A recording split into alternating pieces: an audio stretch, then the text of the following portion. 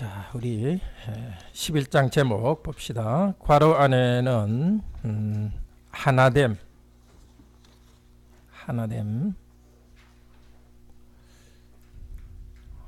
같이 읽읍시다. 말씀과 기도 성찬으로 예배드릴 때 하나님과 성도의 하나됨이 나타나게 하라. 이제 예배에 대해서인데 좀 특이합니다. 그때는 여자는 머리에 수건을 쓰고 예배드리라 이렇게 했는데, 이 수건을 쓴다는 게 꼭 머리에 썼다기보다도 이렇게 얼굴을 가리는 겁니다. 위로부터 이렇게 얼굴을 가리는 건데요.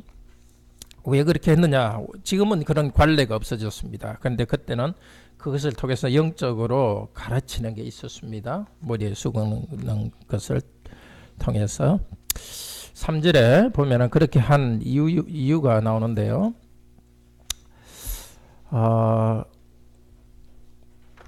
남자의 머리는 그리스도요, 여자의 머리는 남자요, 그리스도의 머리는 하나님이시라. 그러니까 남자의 머리, 여자의 머리는 남자, 남자의 머리는 그리스도, 그리스도의 머리는 하나님이기 때문이다. 그걸 이제 뒤에 다시 7절에서 나올 건데요. 그것 때문에 여자는 머리를 써라 이렇게 하면서 6절에서 뭐라 그러냐 하면, 머리에 뭘 쓰지 않는다면 차라리 머리카락을 깎아라. 완전히 이렇게 스님처럼 머리를 다 깎으시오. 그래도 부끄럽지 않다면 예배 때 뭘 안 써도 되는데, 그렇게 하는 게 부끄럽다면 예배 때는 뭘 가르시오 이렇게 합니다. 7절 그 이유를 같이 읽어봅시다. 11장 7절. 남자는 하나님의 형상과 영광이니 그 머리를 마땅히 가르지 않거니와 여자는 남자의 영광이니라. 아주 이 본문은 어려운 본문입니다. 아마 이런 내용이 아닐까 생각이 듭니다. 남자는 하나님의 형상과 영광인데요, 여자는 하나님의 형상과 영광 아닙니까? 여자도 하나님의 형상이죠. 형상이란 말 속에는 영광이란 말도 들어 있습니다. 하나님이 보이지 않는데 우리를 하나님의 형상으로 만들었다는 것은 우리 안에 하나님의 영광이 나타난다는 뜻입니다. 사실은 남자도 여자도 하나님의 영광과 형상입니다. 근데 여기서 여자와 비교해서 말할 때는 남자는 여자를 대표한다는 뜻인 것 같습니다. 또 성경에서 남자 여자라는 단어하고 남편 아내라는 단어가 차이가 없어요. 남편이란 단어하고 남자라는 단어가 같고요, 여자와 아내라는 단어가 같아요. 그러니까 여기는 남자 여자로 말하지만 또 다른 면에서는 남편과 아내에 대해서 지금 이야기하는 것 같습니다. 교회에서 남편과 아내로서 예배한다는 것을 볼 때에 남편과 아내 둘 다 하나님의 형상이지만은 여자는 남자의 영광이라고 그게 더 붙여져 있습니다. 아내는 남편의 영광이다. 성경에서 남편은 아내를 그리스도처럼 사랑하고 그리스도의 은혜를 주어야 되기 때문에 그런 점에서 아내는 남편의 영광이라 할 수 있습니다. 남편이 가진 하나님의 영광을 아내를 통해서 드러내기 때문에 이렇게 말한 것 같습니다. 근데 본문은 너무 어려워서 무엇을 말하는지는 정확치는 않는데 아마 그렇지 않을까 생각이 듭니다. 혹시 나중에 우리 성도님들이 이런 뜻이 아니겠는가 이렇게 말씀에 대한 깨달음이 있으면 저한테 좀 이야기해 주십시오. 자, 그러면서 여자는 예배 드릴 때 10절을 또 읽어봅시다. 여자는 천사들로 말미암아 권세 아래에 있는 표를 그 머리에 둘지니라. 그러니까 여자가 이 그 머리와 얼굴에 가리고 예배 드리는 것은 권세에 있는 표를 머리에 둔다 이렇게 말하고 있어요. 이것도 무슨 뜻인지 참 힘든데요. 제가 여기 우리 유인물에 썼지만은 여기 10절에 여자 남자 권세 둘지니 요 세 단어 있죠. 네 단어 해야 된다. 이게 고린도전서 7장 3절에도 4절에도 나와요. 한번 봅시다. 269페이지인데요.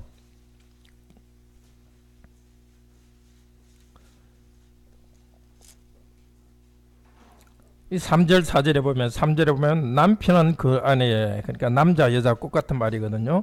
의무라는 것이 해야 된다. 이게 10절에 둘지니 그것과 같고요. 그 다음에 주장이라는 말이 여기 권세라는 말과 같습니다. 그러니까 앞쪽에 고린도전서 7장 3절 4절에서 남편과 아내 사이에서는 자기 권리를 주장하는 것이 아니라 서로에 대한 의무를 다해야 된다. 이건 이제 침실에서 그렇게 해야 된다는 뜻입니다. 그렇지만은 남편과 아내 관계가 여기 나타나 있죠.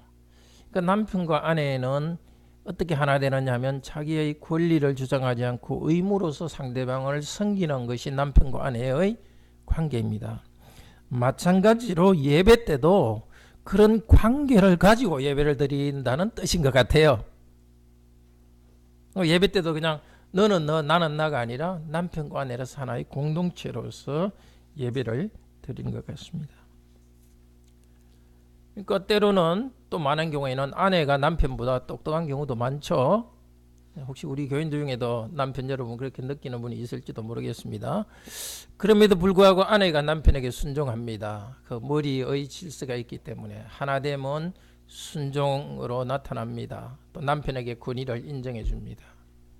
그래서 이게 여성이 머리에 뭘 쓴다는 것은 서로의 하나됨 뿐만이 아니라 아내가 남편에게 복종한다는 하나됨이 또 나타나 있습니다.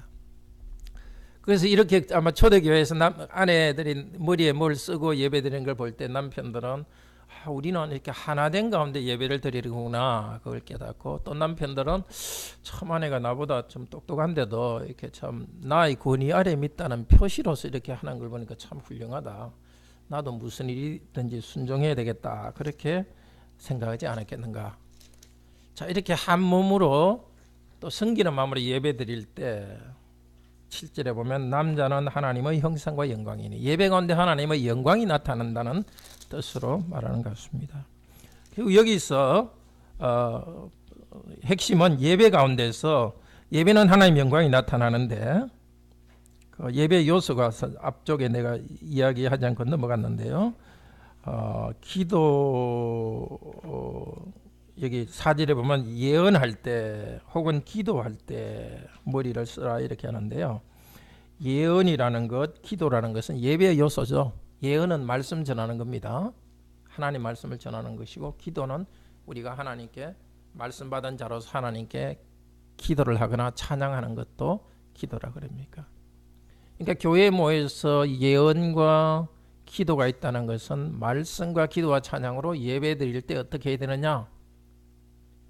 각자 자기 원하는 대로 하지 않고 하나의 공동체로서 이렇게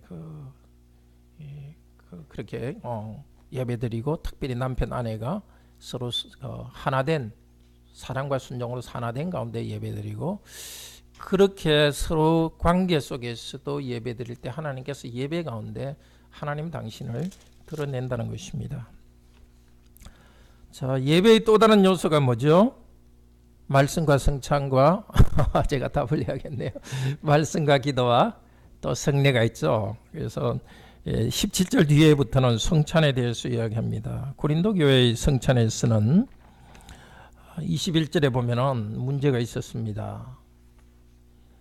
그때 성찬은 우선 그때 교회당 따로 건물이 없었습니다. 이런 교회당 건물은 4세기에 가서 교회당 건물이 기독교를 공인할 때 생겼고, 그전에는 다 가정집에서 예배를 드렸습니다. 그때 성찬은 다른 게 아니라 말씀을 듣고서 같이 식사합니다. 근데 그것이 바로 식사의 한 부분이 성찬입니다. 우리는 지금 성찬 끝나고 식사하는데요. 우리 식사하면서 사실 성찬하는 게 그 초대교회였습니다. 근데 대개 이제 자기 먹을 걸 가져오거든요. 물론 이제 그 집을 제공한 집에서 좀 부유하기 때문에 거기서 음식도 제공했을 겁니다. 또 부자들은 음식을 가져옵니다. 근데 문제는 그때 그 집에 그 식당이 크지 않습니다. 한 20명 정도 앉을 수 있는데, 이 비스듬하게 앉을 수 있는 의자가 있는 곳은 그렇게 많지 않습니다. 부자들은 자기 음식 가져온 걸로 먼저 먹고, 성찬에 포도주를 하도 많이 먹어서 곤드레 만드레 취합니다. 그런데 가난한 사람은 먹지도 못하고 노예들은 먹지도 못하고 있습니다. 그러니까 같이 하나의 교회로 모였는데 오히려 위화감을 느끼고 가난한 사람들은 더 마음이 고통스럽게 되었습니다. 그러니까 사도 바울이 뭐라 그러냐 하면은 성령께서 하시는 말씀이죠. 너희가 22절에 보면 먹고 마실 집이 없어서 이러느냐. 이렇게 하는 것은 하나님의 교회를 업신여기는 거다. 고 말합니다. 그러니까 이게 교회에서 그런 일이 뭐 그때뿐만 아니라 계속 교회에서 있는 일이죠. 교회 안에서도 뭔가 세상적으로 가진 사람들이 이렇게 그룹끼리 모여보지면 그렇지 않은 성도들이 아주 마음이 아프고 상처를 받게 되죠. 한 교회뿐만 아니라 한국 교회 전체적으로 어떤 교회는 부자들 교회로 모여가지고 막 자기들이 굉장히 사치하게 하고 어떤 교회는 굉장히 가난해져 있고 또 목사들 중에서 어떤 목사님은 정말 뭐 엄청나게 뭐 좋은 차 타고 뭐 많은 월급 받고 어떤 목사님들은 너무 힘들게 생활하고 이렇게 교회 하나 되면 흐트러지는 겁니다. 특별히 성찬대 그것이 이제 흐트러졌습니다. 그래서 뭐라고 이야기하느냐? 성찬이 뭔가를 다시 이야기합니다. 성찬은 우리 항상 성찬 준비하면서 1조 26절 24절 5절에 보면은 이것을 행하여 나를 기념하라. 성찬은 그냥 사람들이 먹고 마시는 것이 아니라 그리스도가 중심에 있습니다. 각자 집에서 먹을 때도 그리스도가 중심에 있지만은 교회에서 함께 모여서 먹고 성찬에 참여할 때는 그리스도를 기념하는 것으로서 먹습니다. 그냥 몸에 필요한 양식만 먹는 것이 아니라 이 함께 먹는 걸 통해서 그리스도를 기념합니다. 기념하는 건 뭐라 그랬죠? 그리스도를 우리 마음속으로만 생각하는 것이 아니라 영이신 그리스도께서 우리가 그리스도를 기념하는 이곳에 계십니다. 어떤 비석 있죠? 비석에 누구누구의 묘하는 거 봤어요? 우리? 봤어요? 전고등학생? 예. 그 누구누구의 묘하면은 그 밑에는 누가 있죠? 이름이 있는 사람이 죽어서 묻혀 있죠. 그 기념돌이 있으면 그 밑에 죽은 사람이 있습니다. 성찬의 빵과 포도주는 예수님을 기념하는 것이기 때문에 예수님의 영으로 빵과 포도주와 함께 우리가 같이 계십니다. 그러니까 그리스도를 생각할 때 우리가 초대 그 고린도 교인들이 그냥 자기들이 먹고 싶은 대로 먹는 게 아니라 그리스도와의 연합되는 것을 알고서 그리스도를 예배하며 먹어야 되고, 그 다음에 28절에 보면은 우리가 많이 읽는 말씀인데 28절에 주의 몸을 분별하지 못하고 먹고 마시는 자는 자기의 죄를 먹고 마신다. 이 주의 몸을 분별한다는 말이 이런 뜻으로 보는 것이 좋겠습니다. 성찬에 빵을 먹는데 이건 단순한 빵이 아니라 주 예수 그리스도의 몸에 대한 기념이요 주님의 몸이라는 사실을 알고 먹으라는 겁니다. 내 그냥 배를 채우기 위해서 먹어서는 안 되는 것이고, 또 우리가 이렇게 교회에서 함께 모여서 성찬에 참여할 때 주님의 몸이라는 걸 알고 먹어야 되는데, 주님의 몸은 두 가지 뜻이 있죠. 우리 주 예수 그리스도를 받는 것도 있고 주님의 몸인 교회를 받는 것도 있습니다. 특히 고린도 교회인들에게서는 주님의 몸인 교회가 여기 있다는 것을 알지 못하고 개인주의적으로 자기 유익을 위해서 그렇게 한 겁니다. 자, 이 전체를 통해서 11장은 예배를 가르칩니다. 고린도 교인들이 잘못한 것을 통해서 우리는 어떻게 예배드려야 될지를 가르칩니다. 개인주의적으로 예배드리는 교회에 대해서 기도하고 말씀들을 항상 교회 공동체로서 예배드릴 때 하나님 영광이 나타납니다. 성찬에서도 내가 개인적으로만 은혜를 받는 것이 아니라 교회 공동체로서 함께 한다는 것을 알고서 함께 성찬에 참여하라는 것입니다. 자, 12장 제목 괄호 안에는 은사와 섬김입니다.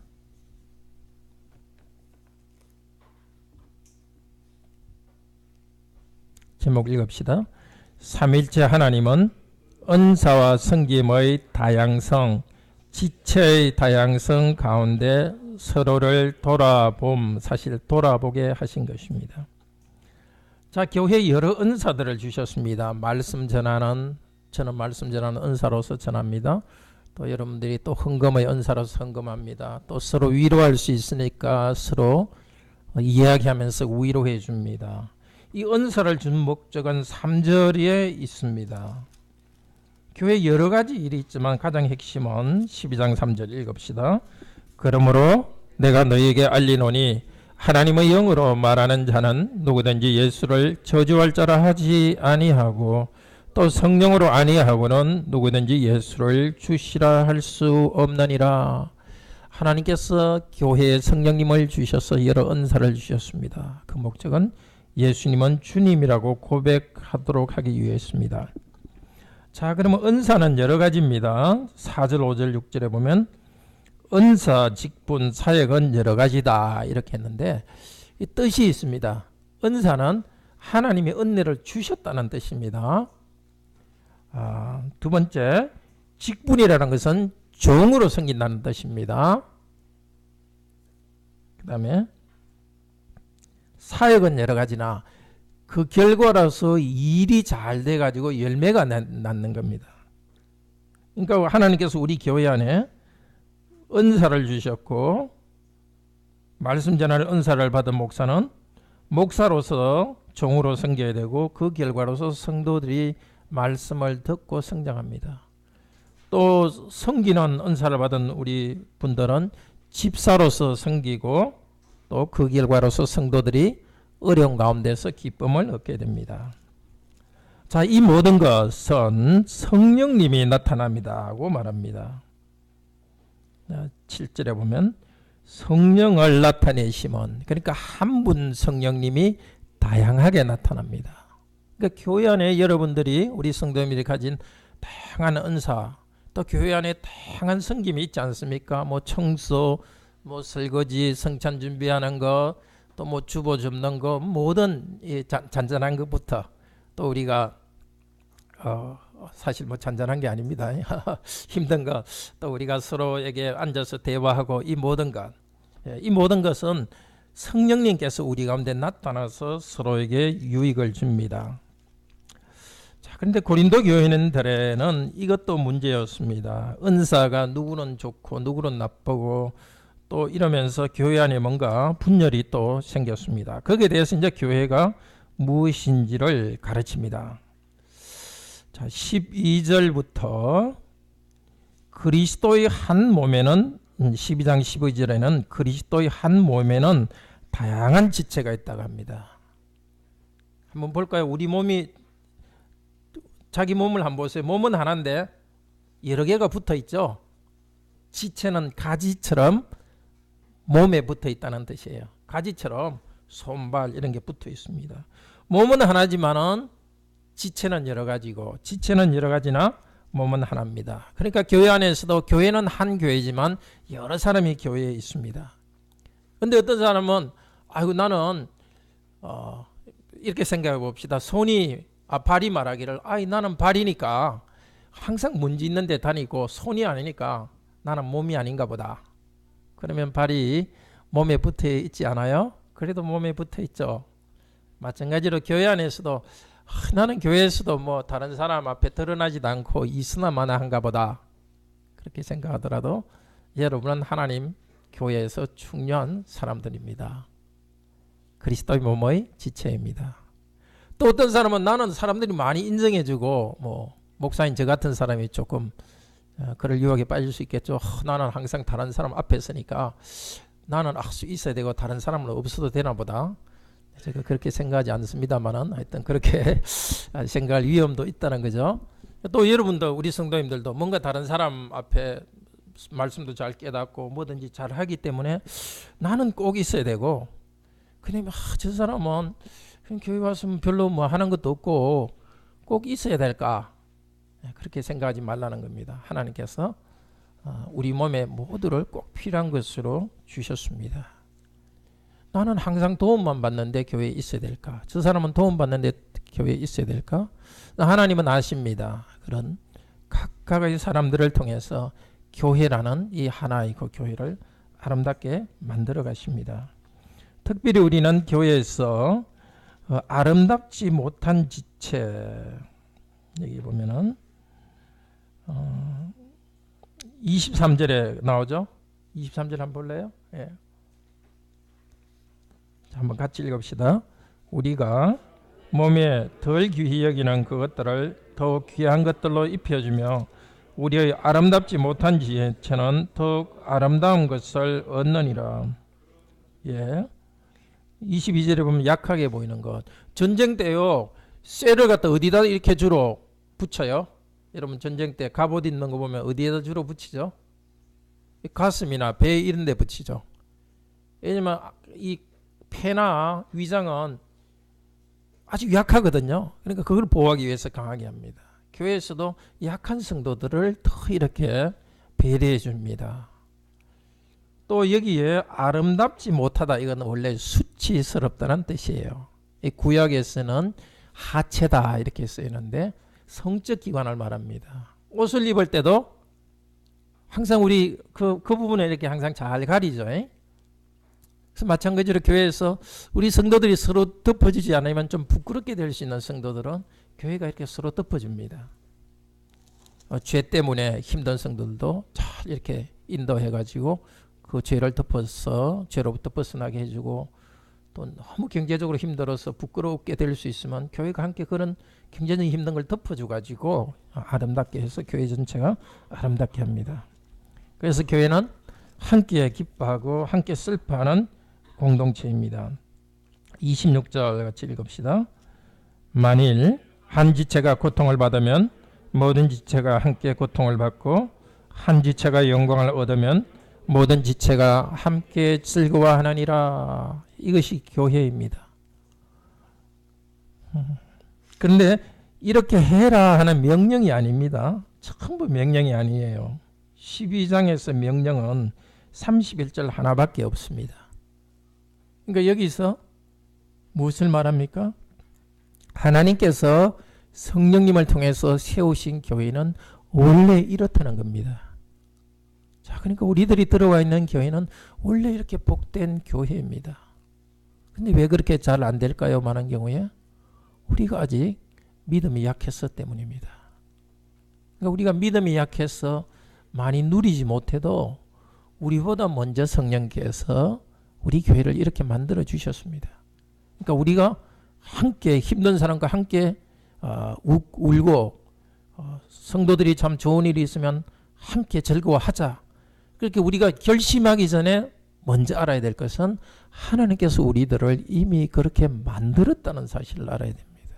그렇게 만들어 주셨으니까 우리는 순종해서 그렇게 해야 되겠습니다. 자, 13장 사랑장이죠. 괄호 안에 사랑. 제목 읽읍시다. 모든 교훈의 완성과 실상인 사랑. 자, 원래 11장에서 기도와 예언에 대해서 이야기합니다. 14장에서도 기도와 방언과 예언에 대해서 이야기하죠. 또 12장에서 교회 안에서 여러 은사들로 섬기는 것을 말합니다. 그러니까 11장, 12장이 예배와 은사와 방언에 대해서 말하고 14장도 예배와 은사와 방언에 대해서 이야기해요. 가운데 사랑에 대해서 말하는 게 딱 끼어 있는 거예요. 이렇게 해야 되는 걸 갖다 샌드위치 같다 이렇게 해요. 샌드위치는 앞뒤로 빵이 있고 가운데 뭐가 있죠?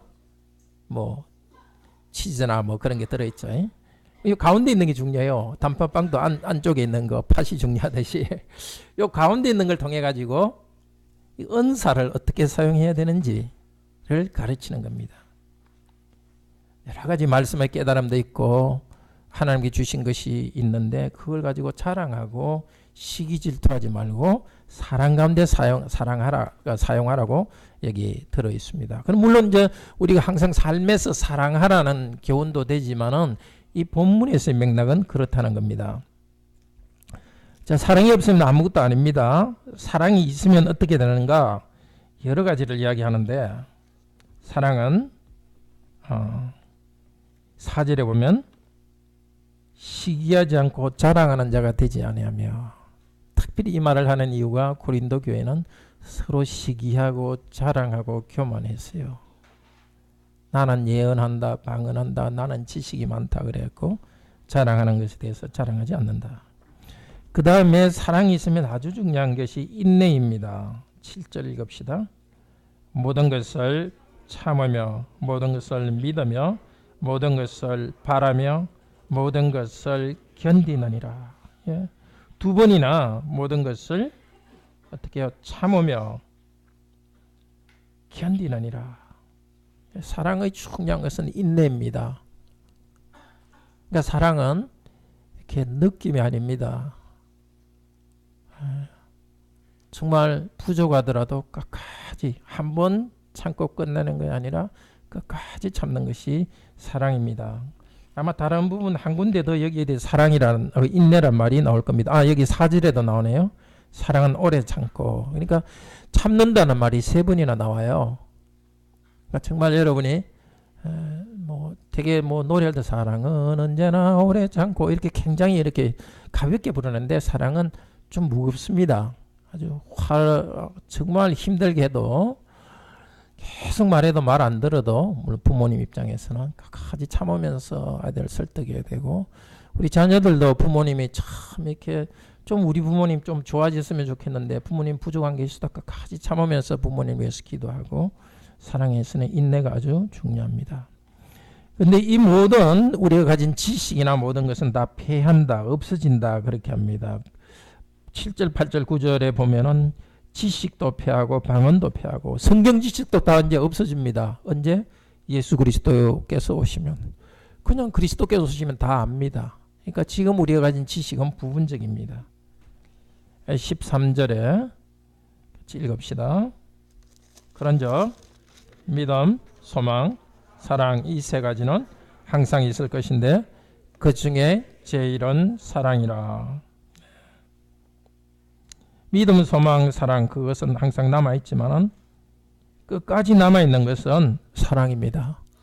예수님께서 재림하기 전까지는 우리는 예수님을 믿음으로 살아갑니다. 그날에 오기를 소망합니다.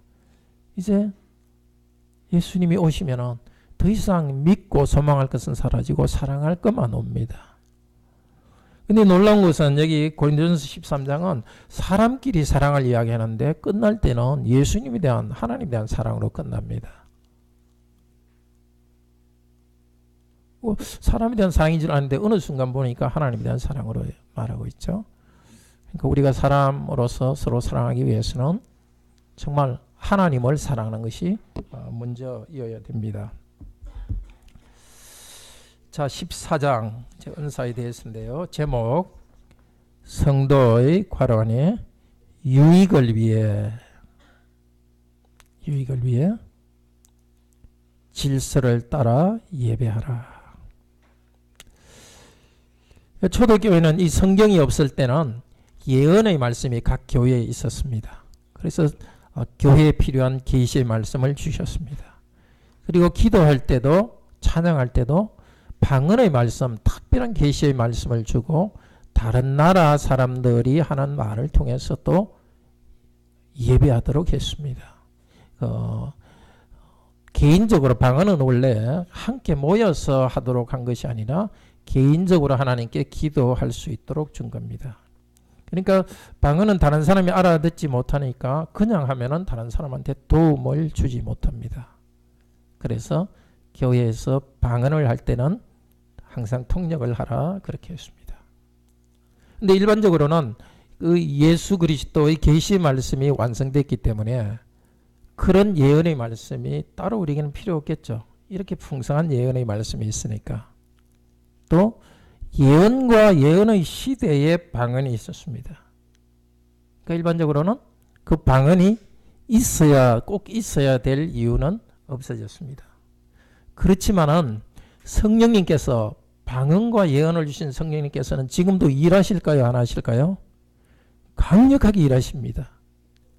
방언과 예언을 할 때만 특별히 성령께서 일하신 게 아니라 지금도 우리가 말씀을 읽고 기도할 때 성령께서 강하게 일하십니다. 그래서 우리는 계속해서 성령님의 일하심과 은사를 삼아야 됩니다. 시대를 따라서 모양은 달라졌습니다. 방언 예언이 있는 시대에서 이제는 하나님의 말씀과 보통 말씀으로 우리는 기도하고 찬양하게 되었습니다. 근데 우리 어떤 교회에서는 방언 예언을 지금도 아주 많이 강조합니다. 근데 거기는 성령님을 많이 의지합니다. 근데 우리 이렇게 하나님 말씀을 강조하는 교회들에서는 성령님을 의지하지도 않고 간절히 하나님께 기도하지 않는 거, 이거는 정말 좀 문제가 있습니다. 예언은 지금은 사실 있을 이유가 없습니다. 방언, 그 부분에 대해서는 시대는 지나서 있을 이유는 없는데 경건한 분들 중에서도 방언이 있다는 것을 제가 압니다. 그래서 그 부분에 대해서 어떻게 생각해야 될지 저도 좀 왔다 갔다 합니다. 분명히 시대적으로 방언의 시대는 지났는데 정말 경건한 분들 중에서 방언이 있으니까 저는 그 성령님께서 하시는 일로 좀 신비 가운데 남겨두겠습니다. 그렇지만 우리가 하나님께 주신 일반적인 것에 감사함으로 사용해야지 특별한 것을 자꾸 찾는 것은 옳지 않습니다. 집에서 여러분들, 우리 학생들이 엄마가 한번 짜장면 밖에 사 먹으러 가는 건 좋죠. 특별 음식으로. 근데 매일 말이야 짜장면만 먹으려면 뭐 여러분 짜장면 먹고 살겠습니까? 그 엄마는 제일 좋은 걸 항상 해주는데 계속 엄마한테 짜장면만 달라고 이렇게 하면 맞지 않죠. 그래서 하나님께서 이 시대에는 이런 말씀과 우리가 들을 수 있는 기도로 할 수 있기 때문에 이 은혜 가운데서 은혜를 주시도록 하나님께 간절히 구해야 되겠습니다. 불필요하게 호기심을 가지고 왔다 갔다 하는 것은 옳지 않습니다. 주님께 주신 좋은 것을 받아 누려야 되겠습니다. 근데 하여튼 방언의 시대에서는 사도 바울이 강조한 것은 교회에서 모여서 할 때는 혼자서 남도 알아들을 수 있는 말로 방언하지 말고 같이 통역이 있어서 함께 찬양할 수 있도록 해라 하면서 교회 예배에서의 복종을 강조합니다. 복종. 자, 우리 14장 28절 같이 읽읍시다. 방언에 대해서 같이 읽읍시다. 14장 28절.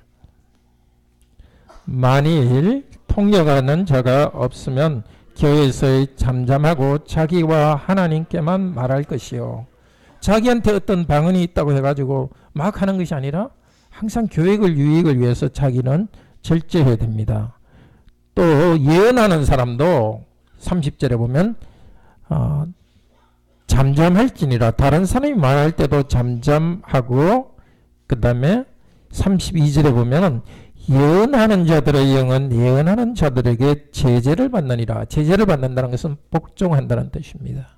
그 말씀 가르치는 사람도 오늘날 목사죠. 자기 막 뜻대로 하는 것이 아니라 항상 예언의 말씀하는 사람들, 우선은 성경 말씀에 의해서 말씀을 따라서 해야 되고 또 말씀을 잘 깨달은 사람들을 도움을 받으면서 해야지 자기 생각대로 해서는 안 됩니다. 또 거기서 나오는 것이 34절 읽읍시다. 여자는 교회에서 잠잠하라.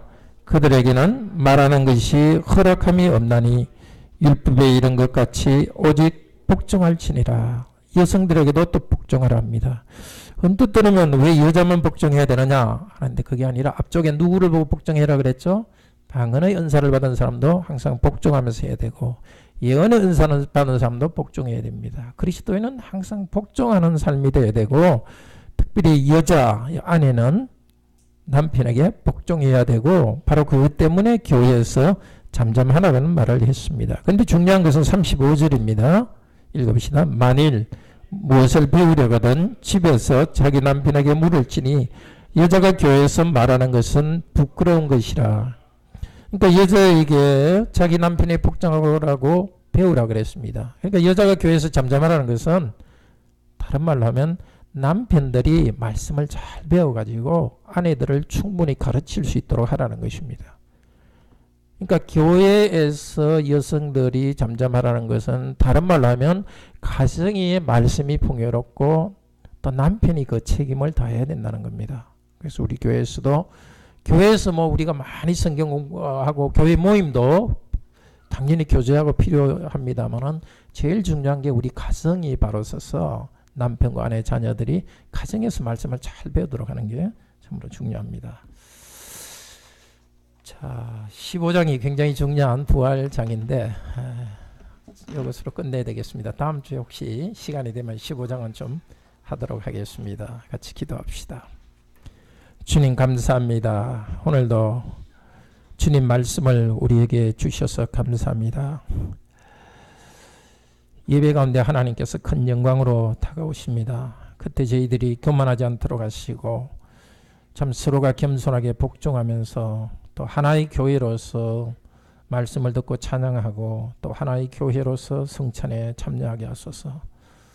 아무리 우리 자신에게 좋은 건 받았다 할지라도 자기를 자랑하지 않도록 하시고 사랑으로 서로의 유익을 위해서 사용하게 하소서. 주 예수 그리스도 이름으로 기도드립니다. 아멘. 감사합니다.